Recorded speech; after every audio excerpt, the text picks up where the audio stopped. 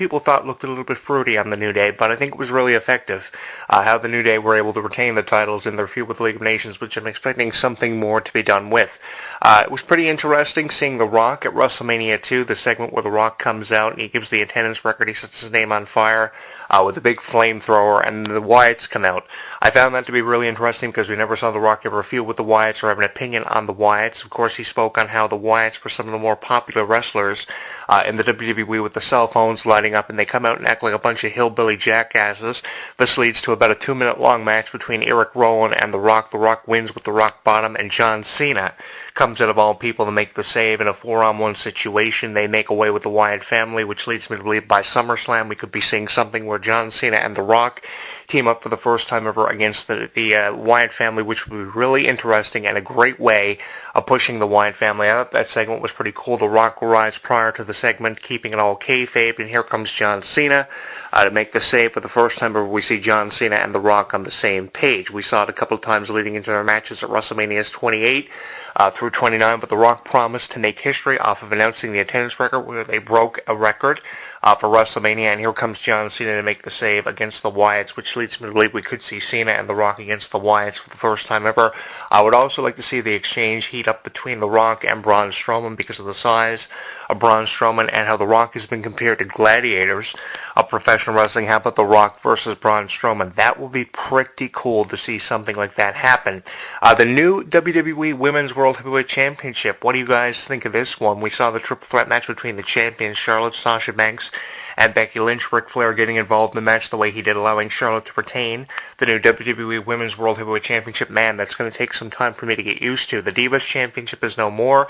I think this is a great way of changing the complexity of the WWE Women's Division and, how people have looked at it for years. I think there's been a lot of criticism thrown the way of the women, but I think this triple threat match definitely is the start of a new era for the women's division because it's going to be taken more seriously now, and I think it's all in an effort to get fans to pay more attention to what's really going on in the women's division. A lot of people thought that Charlotte was going to lose the championship, but she proved her critics wrong, which came as a shock to a lot of people. She retained the title to prolong her reign as now the WWE Women's World Heavyweight Champion. And now that the championship has changed, the name of it and the look of it, which looks phenomenal, would kind of match the persona of the WWE World Heavyweight Championship that Reigns and Triple H were fighting for at WrestleMania. This leads me to believe that Charlotte's going to be champion for a very long time with or without her father. Now, I do agree with a lot of people who feel that Charlotte needs to get away from her father because keeping her with her father is not really the smartest thing to do, especially with how much hype is going with Charlotte now.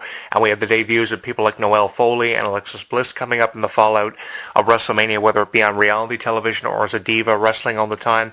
But the term diva, this is something we have to get used to, is gone now. Apparently now they're looking at it as a women's division for the first time in years. Now the Women's World Heavyweight Championship, it looks phenomenal, and I think it's going to go a long way in changing the complexity of how people have chosen to look at the women's division. Charlotte gets the win over Becky Lynch and Sasha Banks. Of course, Sasha Banks coming out with Snoop Dogg. That's her cousin. It was pretty interesting how her entrance was done, and with the entrance for Sasha Banks, I thought there was a lot of hype for Sasha to win the women's championship, especially with the new championship. I thought that would have been a great way to catapult the division in a direction it had never gone in before. But they gave it to Charlotte, which leads me to believe possibly we could be seeing a Sasha Banks-Charlotte feud in the very near future, possibly by Extreme Rules. So that's something to look forward to. How Becky Lynch factors in or other divas, that remains to be seen. Becky Lynch did an incredible effort. Of course, Becky Lynch, I believe, was the one who tapped out. Sasha Banks was occupied by Ric Flair, which allows me to believe that we're going to be seeing Sasha Banks and Charlotte at some point for that championship, which is going to be a great match from a one-on-one perspective, and fans of Sasha Banks and Charlotte have something to look forward to. I've been a huge fan of both Sasha Banks and Charlotte off their history from NXT. Of course, how Ric Flair gets involved in this. Of course, she's blaming Ric Flair for costing her the opportunity to be women's champion, so there could be something derived from what happened there with that. Brock Lesnar and Dean Ambrose was a great match. I was expecting the standing ovation for Dean Ambrose, which he got. Brock Lesnar pulled out all the stops to get the victory in this match, taking Dean Ambrose to Suplex City, giving him about 15 suplexes in the match. Dean Ambrose kept fighting back everything he had. He put on the line against Brock Lesnar. The F5 spelled the end for Dean Ambrose, but that did not go without recognition from fans of the effort, the incredible effort of Dean Ambrose. I was blown away by that. The standing ovation was something I expected for Dean Ambrose. A lot of people thought the Wyatts were going to factor in out of this match, assisting Dean Ambrose with the victory, probably with an alliance of Dean Ambrose and the Wyatts, or something like Paul Heyman revealing that he's managing the Wyatts. That's a big rumor floating around the internet that Paul Heyman is the manager of the Wyatts. That could still be played out in the storyline with Brock Lesnar and the Wyatts, which is still looming over our heads. But a lot of people thought the Wyatts were going to cost Brock Lesnar this match, and something was to be revealed. Not to say that it won't be revealed down the road, but I think they're putting it off a little bit longer to create something different for Brock Lesnar. The victory over Dean Ambrose leads me to believe that something ultimately better is happening for Brock Lesnar down the road. It's just not happening now because we know Brock Lesnar's reputation. It's not to headline events like Extreme Rules or Payback the next time. We could be seeing Brock Lesnar wrestling, could be as early as SummerSlam, and we could be seeing a feud with the Wyatts to ride between then and now. Of course, the next 4-hour event is SummerSlam, and usually Lesnar's contract is required for him only to wrestle at events like WrestleMania and SummerSlam, so that could be the next time we see Brock Lesnar, and that's probably why it was put off. And I know a lot of people were disappointed the Wyatts somehow didn't factor in Lesnar's match with Dean Ambrose, but I mean, the respect that Brock Lesnar and Dean Ambrose showed for one another, Brock Lesnar picking up Dean Ambrose at the end of the match, it also could lead me to believe that we could be seeing Brock Lesnar and Dean Ambrose forming a team down the road. It's not going to happen anytime soon, but it could happen when Lesnar returns to WWE and does something in the way of a storyline where, say, Dean Ambrose has to help him against the Wyatt family. We all know Dean Ambrose's history with the Wyatts, and that wouldn't surprise me none if it was Ambrose and Lesnar against the Wyatts in the way of Braun Strowman, if they don't do anything with John Cena and The Rock for a feud with the Wyatts. Big things are happening for the Wyatts. Whatever way you want to look at it, it was an incredible match between Dean Ambrose and Brock Lesnar. We had, of course, the match between the women was a great match, and we also had Chris Jericho and AJ Styles. Chris Jericho and AJ Styles was a great match. I think it was the second or third match on the show for WrestleMania this year. It was a phenomenal exchange between these two. They had up to about 3 or 4 matches prior to this one, but I think this match really stole the show in the feud between Chris Jericho and AJ Styles, which is why I was really surprised over how AJ Styles and Chris Jericho went. Of course, Chris Jericho coming away with the victory on the biggest stage of them all. Of course, AJ Styles making his WrestleMania debut. And off of that, AJ Styles, after that phenomenal loss to Chris Jericho and incredible performance, is deemed the number one contender to the reigns and the World Heavyweight Championship because of Shane McMahon making that fatal 4-way and giving someone the opportunity to be named number one contender who had never been given that chance before. It surprises me, how that went. Chris Jericho beats AJ Styles, and then AJ Styles rebounds off of it. Not to say that this match wasn't an incredible match, because it was.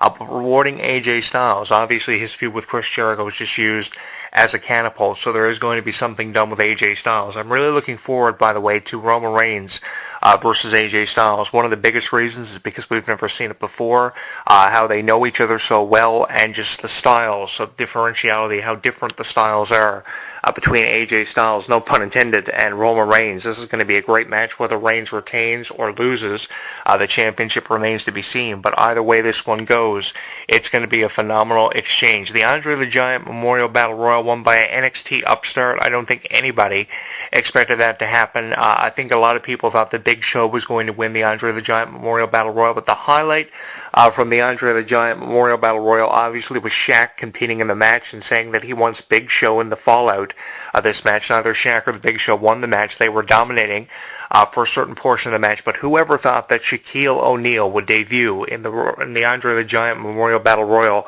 the way he did and give us the performance that he did, it was absolutely incredible, which leads me to believe by SummerSlam we're going to be seeing Shaquille O'Neal versus the Big Show, and ultimately that's what the Andre the Giant Memorial Battle Royal is setting up for, because neither Shaq or the Big Show came away as the winner of the Andre the Giant Memorial Battle Royal. The Big Show won it last year.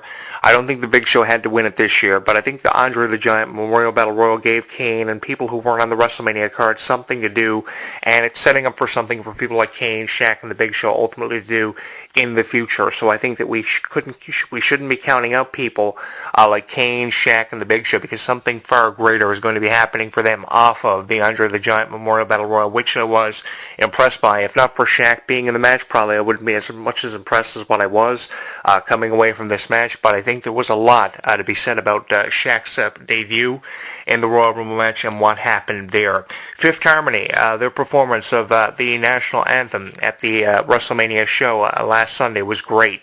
I think Fifth Harmony used WrestleMania as a promotional form, just as Flow Rider did with the song My House, his new single on the Hot 100 Billboard chart.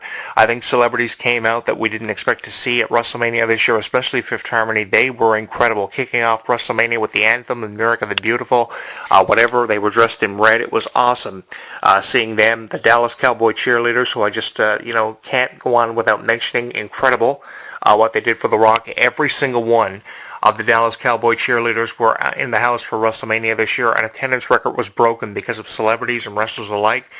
Incredible seeing that. And the Hall of Fame induction ceremony was absolutely amazing, seeing all the celebrity wrestlers being inducted into the Hall of Fame the night before WrestleMania and seeing them all coming out on stage. Sting saying that he's done with professional wrestling, forced to retire because of an injury. I know a lot of people were really depressed over that because they wanted to see Sting versus The Undertaker this year at WrestleMania, but everybody going in the Hall of Fame, deservingly so. The Godfather, Jacqueline, the Big Boss Man, Sting, even Snoop Dogg apparently was inducted into the Hall of Fame, but it was incredible seeing them all share the stage for an intimate moment. Of course, everybody